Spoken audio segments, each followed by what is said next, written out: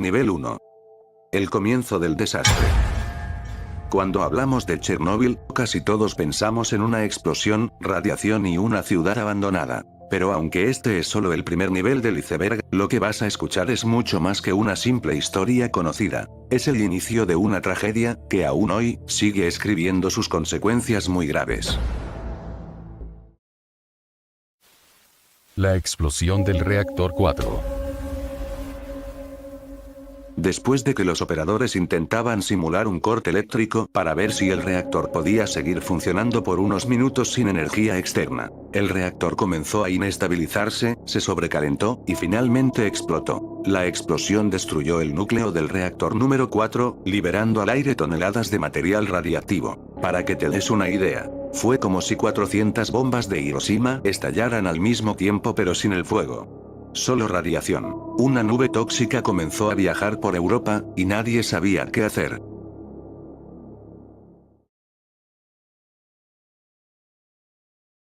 Pripyat.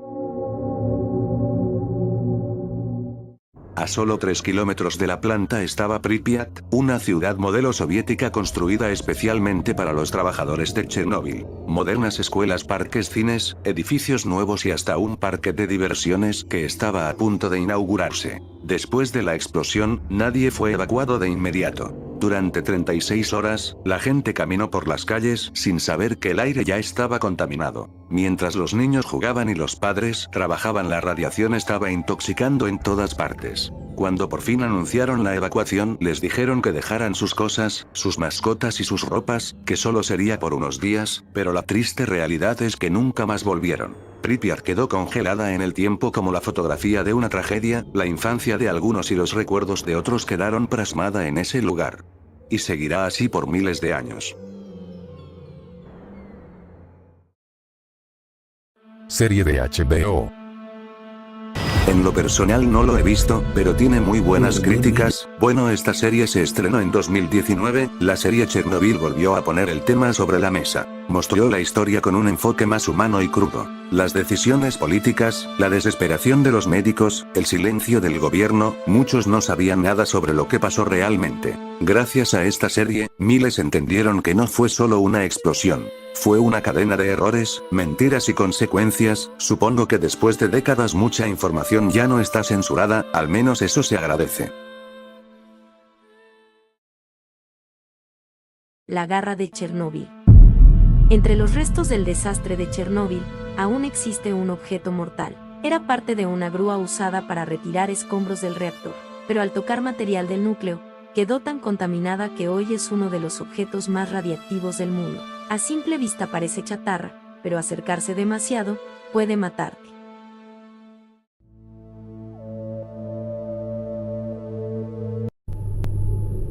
El bosque rojo. A solo 3 kilómetros del reactor número 4 de Chernóbil, se encuentra uno de los sitios más silenciosos y mortales del planeta. En este lugar los animales caminan sin saber que están condenados a la contaminación. Ese lugar es conocido como el bosque rojo. Cuando la explosión del reactor, una nube de partículas radiactivas fue lanzada al cielo. Parte de esa nube cayó justo sobre ese bosque de pinos, cubriéndolo como si fuera una lluvia invisible, pero con un detalle, es letal. Los árboles, completamente expuestos, cambiaron de color en cuestión de horas. Sus hojas se volvieron de un rojo anaranjado intenso, como si la radiación lo hubieran incendiado desde adentro. No había llamas. Solo árboles muriendo de pie, en un silencio brutal. Los científicos que llegaron después descubrieron que esa zona tenía niveles tan altos de radiación que estar allí por solo unos minutos podía significar la muerte en semanas.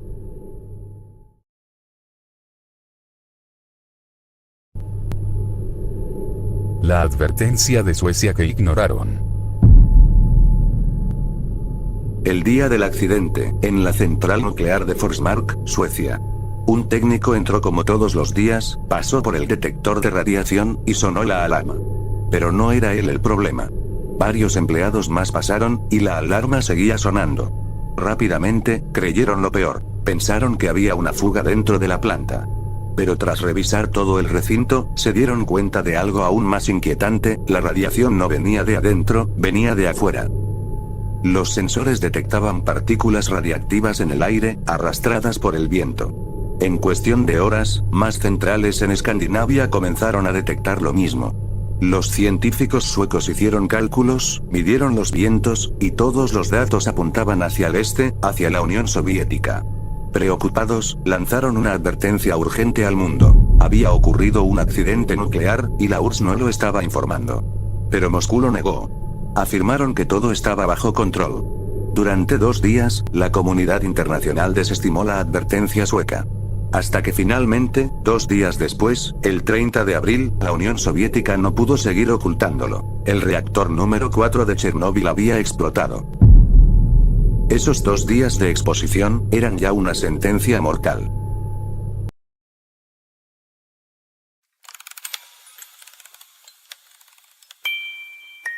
El nuevo confinamiento seguro, la enorme estructura construida sobre el reactor 4, del que te conté que se hizo en 2016, no es eterno. Tiene una vida útil estimada de 100 años. Su mantenimiento depende de una vigilancia constante, tecnología especializada y fondos internacionales. ¿Qué pasará cuando deje de funcionar o se deteriore? Nadie lo sabe con certeza, y ningún país tiene aún una solución definitiva. Es una bomba de tiempo pasiva que, con el paso de los años, volverá a necesitar atención, o será demasiado tarde. El sarcófago. Tras la explosión del reactor número 4 de Chernóbil, los niveles de radiación eran tan extremos que el lugar no podía simplemente abandonarse. El núcleo ardía, los escombros estaban cargados de partículas letales, y si no se actuaba rápido, la contaminación se esparciría aún más allá de lo imaginable. Fue entonces que el gobierno soviético emprendió una obra desesperada: construir una estructura colosal que encerrara al reactor como si fuera una bestia peligrosa. La llamaron oficialmente la estructura de confinamiento, pero el mundo la conocería con otro nombre: el sarcófago de Chernóbil. Este primer sarcófago fue levantado en tiempo récord: 5 meses. Lo hicieron con más de 400.000 metros cúbicos de concreto reforzado con acero y estructuras metálicas que en total sumaban unas 7.000 toneladas. Miles de trabajadores, muchos de ellos llamados liquidadores, se turnaban para trabajar solo segundos o minutos dentro del área, ya que la radiación era tan intensa que exponerse demasiado tiempo significaba la muerte. La estructura cumplió su objetivo inicial: contener la radiación y evitar que se liberaran más partículas al ambiente. Pero había un gran problema. Este sarcófago fue construido de forma apresurada, bajo condiciones extremas, y sin posibilidad real de inspección interior. Con los años, el concreto comenzó a agrietarse, el acero a oxidarse, y parte de la radiación comenzó a filtrarse nuevamente. De hecho, se estimaba que el 95% del combustible nuclear del reactor seguía allí dentro, latente, esperando cualquier error, porque si esa protección se derrumbase, la tragedia podría repetirse, y bueno, eso nadie quiere. Así que, finalmente, en 2016, tras décadas de preocupación internacional, se logró construir una nueva estructura. La nueva estructura de confinamiento, una especie de arco gigante de acero inoxidable y tecnología de punta. Esta nueva cúpula pesa más de 36.000 toneladas y fue construida a unos metros del reactor para luego ser deslizada sobre él. Se estima que esta nueva cubierta podrá contener la radiación por al menos 100 años más, pero no es una solución definitiva. Porque adentro, el núcleo sigue activo, aún emite radiación. Y aunque hoy esté encerrado tras capas de acero y concreto, este material radiactivo solo está en pañales y todavía tiene mucho tiempo por irradiar.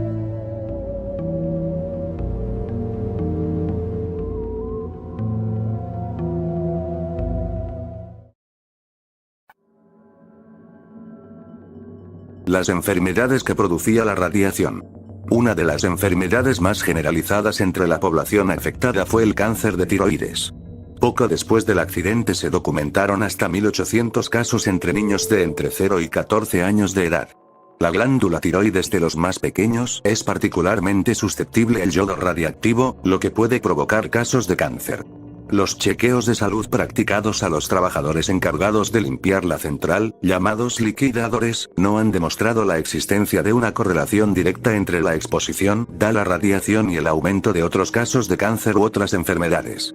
Otra cosa son los efectos psicológicos derivados del accidente, que siguen haciendo estragos 33 años después de aquel fatídico suceso, provocando numerosos casos de suicidio. problemas de alcoholismo y casos de depresión.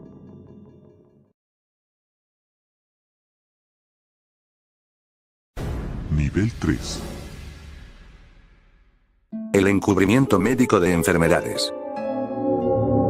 Durante décadas, muchos médicos soviéticos recibieron órdenes de no registrar enfermedades como cáncer de tiroides, leucemias o malformaciones congénitas como consecuencia directa de Chernóbil, para no dañar la imagen del régimen. Miles de diagnósticos quedaron ocultos detrás de otros nombres. Incluso hoy, algunos informes médicos de la era soviética siguen clasificados o alterados.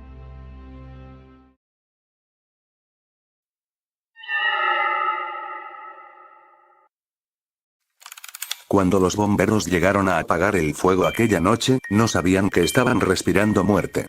Fueron llevados al Hospital No. 6 de Moscú, especializado en radiación. Allí, las ropas que llevaban, altamente contaminadas, fueron arrojadas en el sótano. Hoy, décadas después, esas prendas aún siguen allí, irradiando niveles altísimos. Nadie puede tocarlas. Nadie quiere tocarlas. Y lo más trágico, muchos de esos bomberos murieron lentamente, uno a uno, sabiendo que el Estado no les había dicho nada.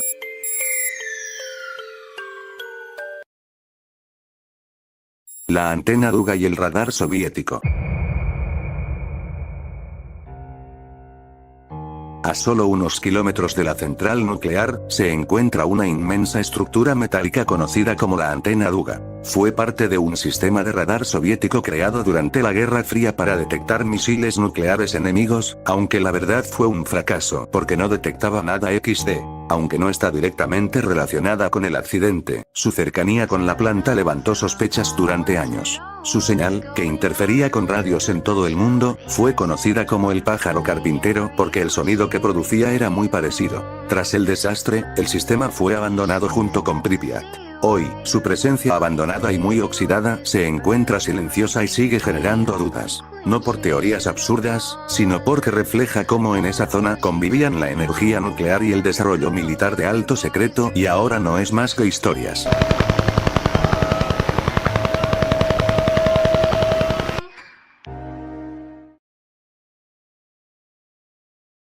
Los liquidadores. Tras la explosión del reactor número 4, el mundo entero miraba con horror lo que ocurría en Chernóbil. Pero para la Unión Soviética no había tiempo para el pánico. Había que actuar, y rápido.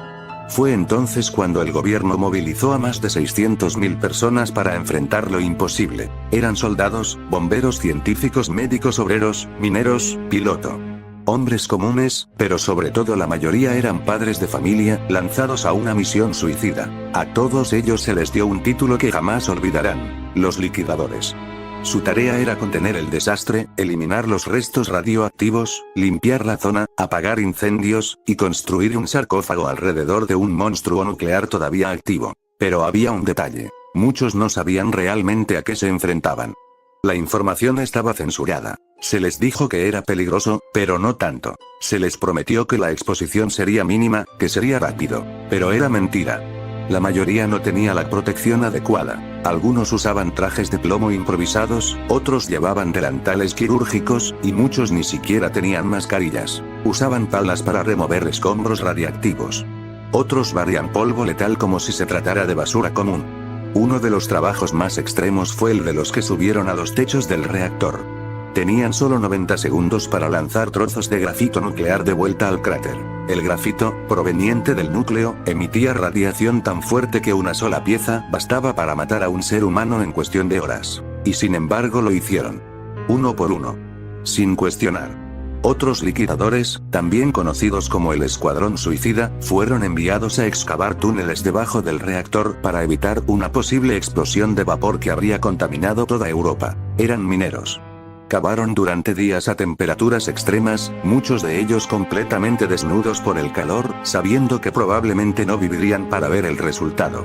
Muchos murieron semanas después. Otros desarrollaron cáncer, leucemia, problemas cardíacos, trastornos neurológicos. Algunos aún viven, pero con secuelas físicas y psicológicas que jamás los abandonaron. Se estima que más de 90.000 liquidadores murieron por causas relacionadas a la radiación, aunque el número exacto probablemente nunca se sepa. Y sin embargo, sin ellos, Chernóbil habría sido todavía peor. La radiación habría llegado más lejos. El núcleo jamás se habría contenido. Y el continente entero pudo haber quedado inhabitable. A estos hombres, el mundo les debe más de lo que imaginan. Nivel 4. La zona prohibida dentro de la zona prohibida. Dentro del área de exclusión de 30 kilómetros hay sectores aún más restringidos, conocidos como zonas negras. Son lugares donde los niveles de radiación siguen siendo letales, incluso después de casi 40 años. En esas zonas ni siquiera los trabajadores actuales del sarcófago pueden entrar sin permisos especiales, y se accede por minutos, con trajes completos y aparatos de medición constantes. Algunas de estas áreas están tan contaminadas que no podrán ser habitadas por cientos, e incluso miles de años.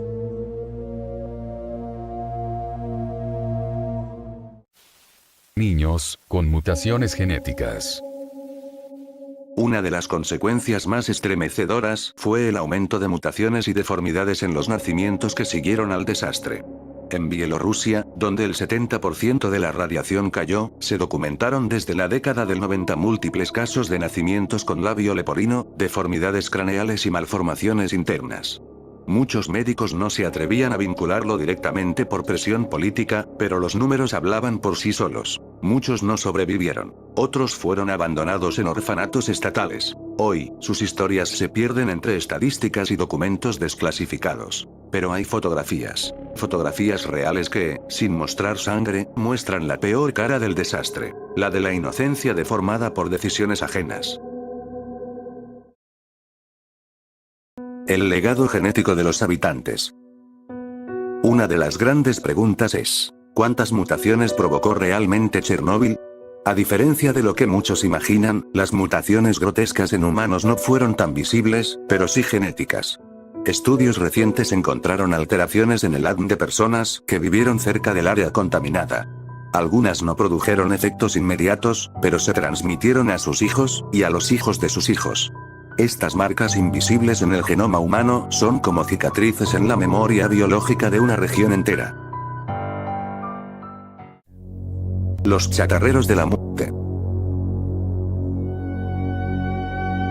Después de la explosión en Chernóbil, el gobierno soviético intentó contener el desastre, pero hubo quienes vieron en el caos la oportunidad de hacer dinero. En las semanas posteriores al accidente, empezaron a circular rumores en las zonas rurales cercanas. Se decía que en Pripyat y alrededores había materiales valiosos abandonados, metales raros, componentes electrónicos, incluso bloques de grafito negro que parecían carbón brillante. Pero lo que no se decía, era que esos materiales eran altamente radiactivos. Algunos hombres de escasos recursos, sin estudios y desesperados por darle un plato de comida a sus hijos, fueron reclutados y les ofrecían dinero a cambio de entrar en la zona caliente y traer chatarra. No sabían que ese grafito había sido parte del núcleo del reactor. No sabían que tocarlo sin protección era firmar su sentencia al más allá, por así decirlo. Algunos lo cargaban en carretillas, otros en sacos al hombro, ignorando que estaban absorbiendo más radiación que en toda una vida. Aquellos que sobrevivieron unos días, enfermaron de formas horribles. Sangraban por las encías, se les caía la piel a tiras, y algunos ni siquiera llegaban al hospital. ¿Quién los mandaba? Bueno, eso nadie lo sabe con certeza.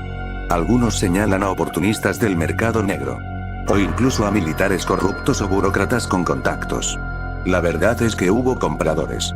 Los materiales radiactivos llegaron a lugares impensados. Fábricas, mercados clandestinos, y hasta relojerías que usaban sustancias luminiscentes sin saber de su origen maldito. Esto se supo porque varios casos así fueron descubiertos, pero nunca se llegó a los verdaderos responsables. Nunca hubo justicia. Cabe aclarar que estos entre comillas chatarreros no eran ni héroes ni villanos, solo fueron peones ignorantes de la situación, no sabían ni preguntaban, solo hacían el trabajo, eran reclutados para recolectar el material prohibido, a cambio de unas monedas y una tumba anónima.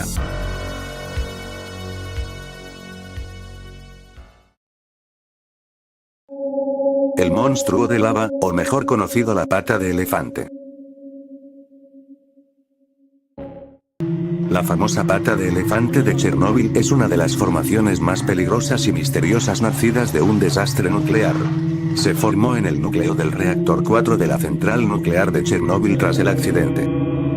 Cuando el reactor número 4 de Chernóbil explotó, no solo liberó una gigantesca nube de radiación, también liberó el caos en forma de fuego nuclear y materiales fundidos que jamás debieron tocarse. Dentro del corazón del reactor, a temperaturas que superaban los 2000 grados Celsius, se produjo una fusión brutal. El combustible nuclear, una mezcla de óxidos de uranio y plutonio, se mezcló con las barras de control de boro. Esto no es más que el grafito del moderador nuclear, el concreto de las paredes y hasta el acero de las estructuras internas. El resultado fue un material desconocido para la ciencia hasta ese momento. Un monstruo químico, una masa incandescente en un estado altamente radiactivo. Este material fundido comenzó a abrirse paso lentamente hacia abajo, derritiendo todo a su paso como lava infernal. Y en su descenso, una parte de esa mezcla llegó a una cámara subterránea donde se enfrió y se solidificó, adoptando una forma espeluznante. Una masa gris, rugosa, con pliegues y arrugas que recordaban la piel gruesa de un elefante. Por eso, los científicos soviéticos la bautizaron con un nombre igual de grotesco que su aspecto: la pata de elefante. Esta masa está compuesta por un nuevo material que llamaron corium, una sustancia extremadamente radiactiva que en ese entonces emitía tal cantidad de radiación, que estar cerca de ella solo por unos minutos era mortal. En 1986, solo pararse frente a ella por 30 segundos, garantizaba síntomas de envenenamiento por radiación. 2 minutos, y tu sentencia estaba sellada. Los primeros en fotografiarla lo hicieron corriendo, protegiéndose tras escudos improvisados, y usando cámaras colgadas de sogas o lanzadas desde lejos. Con el paso del tiempo, la radiación de la pata de elefante ha disminuido, pero no lo suficiente como para que sea segura. Aún hoy, sigue allí, en las profundidades del sarcófago de concreto, como un recordatorio físico de lo que ocurre cuando se juega con el poder del átomo, sin entender del todo sus consecuencias.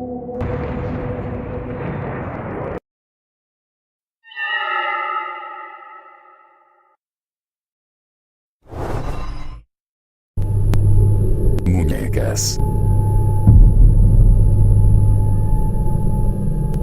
Están por todas partes.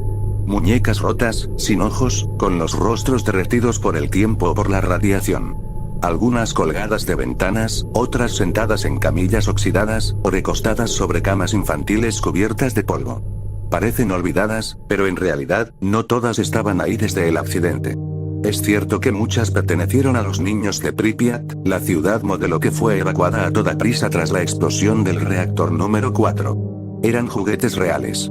Abandonados en medio del caos, cuando a las familias se les dijo que solo se irían por unos días, y nunca regresaron. Pero con el tiempo, algo extraño ocurrió. Los turistas empezaron a dejar muñecas nuevas. Dicen que lo hacen como forma de homenaje, otros, simplemente por morbo. Las colocan en sillas, en escritorios, en pasillos. Algunas les quitan la cabeza, les queman los ojos, o les pintan el rostro como si fueran fantasmas. Incluso hay quienes las usan para montar escenas terroríficas, como si Pripyat fuera solo un parque temático del horror.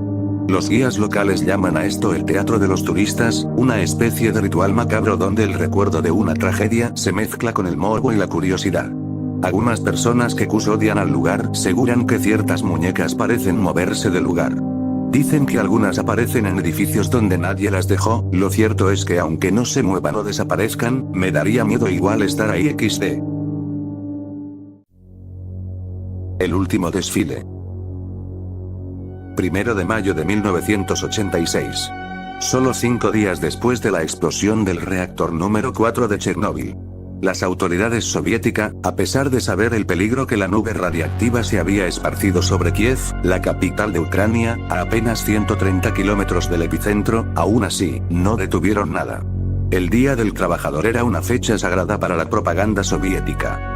Un desfile masivo, con niños, soldados, familias enteras marchando por las calles, banderas ondeando, y cánticos de gloria al trabajo. Cancelarlo habría sido admitir que algo estaba mal. Habría sido aceptar ante el mundo que la situación se les había ido de las manos. Así que decidieron mentir. El 1 de mayo, miles de personas salieron a las calles de Kiev. Nadie llevaba protección ni había sido advertido. El aire estaba cargado de partículas radiactivas, invisibles e inodoras, pero mortales. Mientras las cámaras filmaban el desfile para la televisión estatal, los altos mandos soviéticos veían desde sus balcones, sabiendo que cada niño que agitaba una bandera, cada madre que sonreía o cada soldado que marchaba, estaba respirando niveles altos de radiación. Muchos de los niños que participaron enfermaron en los años siguientes. Casos de cáncer, leucemia, malformaciones, y lo peor, nadie les dijo nunca la verdad. Solo supieron que algo andaba mal cuando comenzaron a caer enfermos, uno por uno. Ese día, fue bautizado como el desfile de la muerte.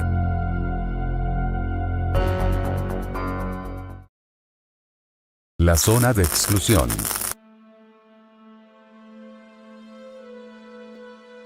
Hoy convertida en refugio forzado a pesar de la radiación, cerca de 150 personas, la mayoría ancianos, regresaron a sus casas en la zona de exclusión.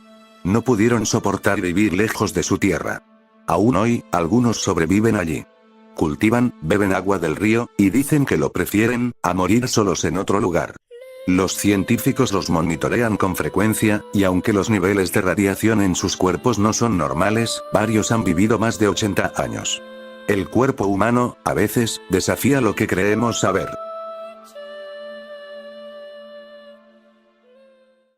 Interrumpimos este video, para darte una invitación a que te suscribas a este canal, si no es mucho pedir, dale like a este video. Desde ya muchas gracias. El puente de la muerte. A pocos cientos de metros del reactor, se encontraba un puente. Un simple paso de concreto que cruzaba la vía férrea y conectaba la ciudad de Pripyat con la planta nuclear. Aquella noche, decenas de personas, familias enteras, parejas, curiosos, se acercaron a ese puente. Querían ver lo que nadie debería ver. Desde ahí, el cielo parecía brillar. Un fuego azul, danzando sobre la estructura del reactor 4. Algunos decían que era hermoso, como si estuvieran presenciando un fenómeno sobrenatural. Lo que no sabían es que ese resplandor era el resultado de la radiación ionizante atravesando el aire. El llamado efecto Cherenkov. En pocas palabras, estaban viendo la muerte. La nube radiactiva, apenas nacida, era aún invisible.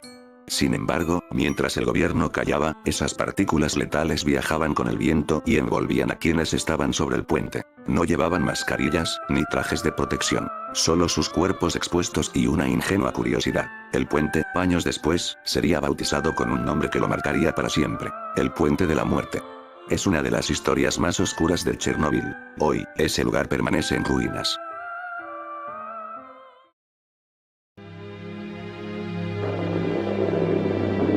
La madrugada del 26 de abril de 1986, varios trabajadores se encontraban en el corazón del reactor número 4 de Chernóbil. No sabían que estaban a segundos de enfrentarse a algo inhumano. Cuando el reactor explotó, no fue una simple falla técnica. Fue una erupción nuclear. El vapor alcanzó más de 3000 grados Celsius, suficiente para fundir acero, concreto, y por qué no, carne humana. La onda expansiva destrozó estructuras internas, y una lluvia de grafito radiactivo ardiente comenzó a caer dentro del edificio. Algunos trabajadores que estaban cerca del núcleo simplemente desaparecieron. Pero no fue magia, ni un misterio sobrenatural. Fue la ciencia llevada al extremo. Sus cuerpos fueron calcinados, vaporizados o enterrados bajo toneladas de escombros tan radiactivos que recuperarlos era un suicidio. Uno de ellos fue Valery Kodemchuk. Estaba en la sala de bombas. La explosión lo golpeó de frente. Nunca se hallaron restos. Se cree que su cuerpo quedó sepultado bajo la estructura misma del reactor, ahora fusionado con el concreto y el metal fundido. Literalmente, pasó a formar parte del monstruo que creó la explosión. Otros murieron minutos después, con quemaduras internas por radiación, los ojos hinchados, la piel cayéndose a pedazos como si algo los estuviera descomponiendo desde adentro. No hubo funeral. No hubo despedida. Solo nombres anotados en un informe. Y un silencio que sigue respirando bajo el sarcófago de concreto. La desaparición de estas personas no fue un misterio. Sino, digamos que es una muestra de que a veces, el horror más grande no viene del más allá sino de lo que el ser humano desata con sus propias manos. Si llegaste hasta aquí, gracias por ver el video. En la descripción te dejaré un link para unirte a la comunidad de WhatsApp, donde muestro los procesos de edición y compartimos ideas para futuros videos. El canal se llama Yomizu. Nos vemos ahí.